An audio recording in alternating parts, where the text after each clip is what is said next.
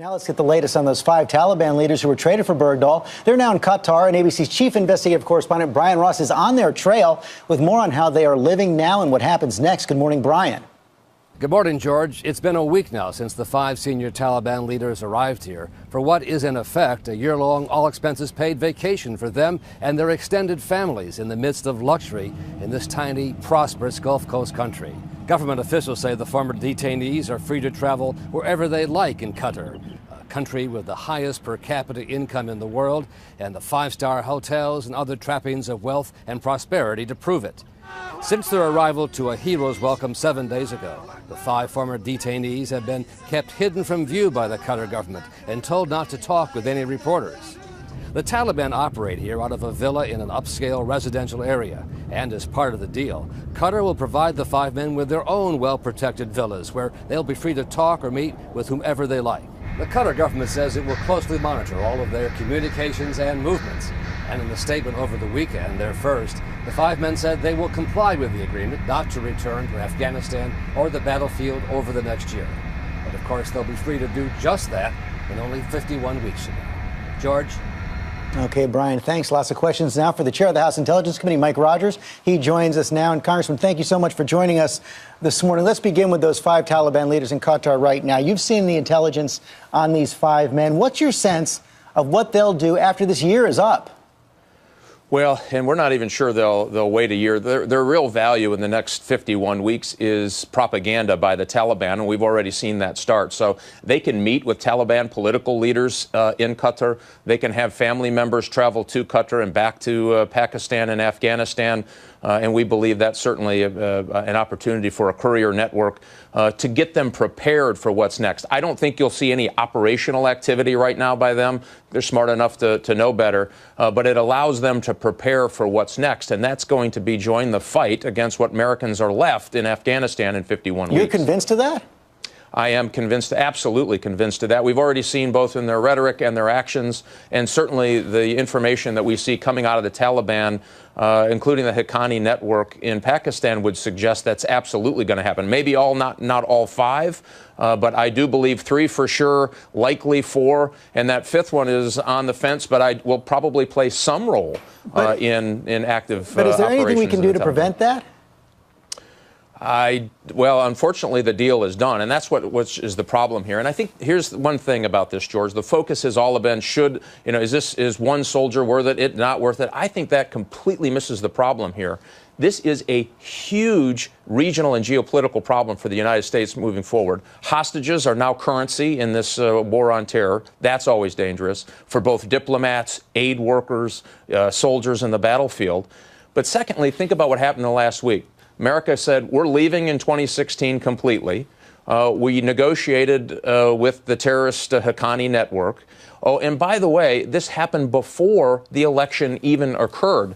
This weekend, the Taliban tried to assassinate one of the political leaders, Abdullah, who's running for office in Afghanistan. This was the wrong message at the wrong time, and we are going to pay for this decision for years. Again, this shouldn't be about did Congress get invited to the party. This is all about this honest discussion about what the ramifications of this are. So you're very clear. You've been very clear. You said you would not have made the trade. But what about that bedrock principle of the soldier's creed, I will never leave a fallen comrade? Well, but the problem, George, is that the hostilities haven't stopped. Normally, that's if the hostilities have stopped. There are other options. And this was what's so angered for those of us who have followed this for years. This was not the only option that was available. The administration says it was. No, well, the administration has this theory that you're either with them or you're for thermonuclear war, and there's nothing in between. That's just wrong. And so the reason they avoided Congress, this isn't about we didn't get invited to the party, so we should have our feelings hurt, is because we can empower all of the people, diplomats who disagreed with this decision, intelligence folks who disagreed with the decision, military folks.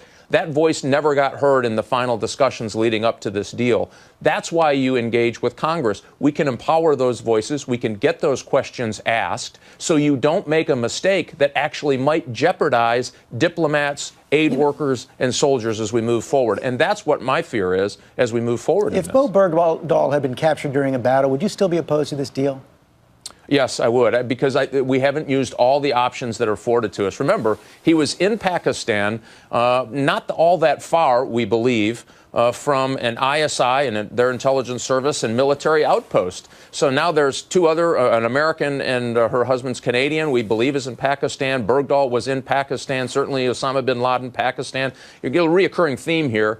In the FBI, George, we would call that a clue.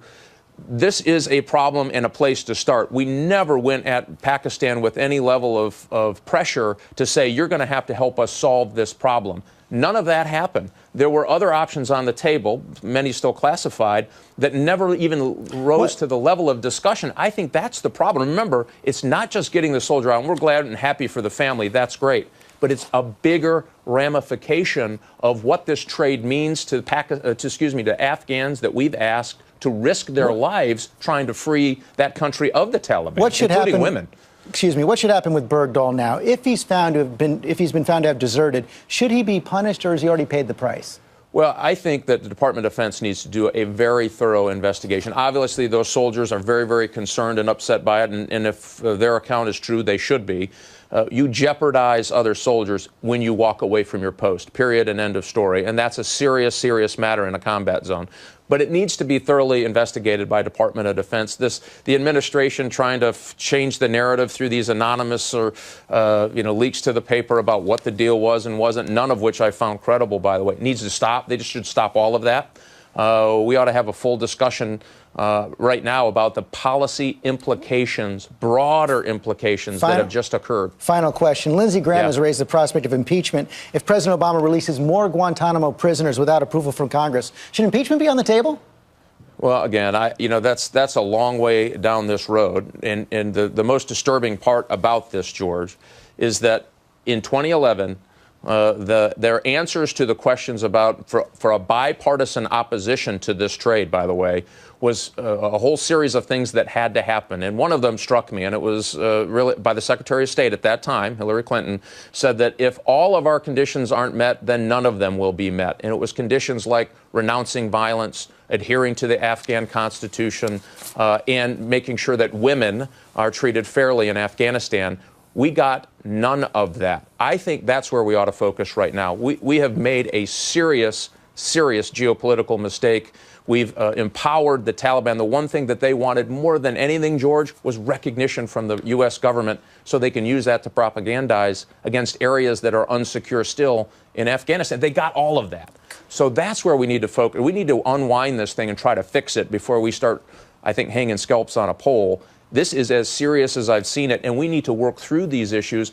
I encourage the administration to come back to Congress as the law requires so you can have these discussions, so you can get these questions answered before you move forward. Congressman, thanks very much for your time this morning.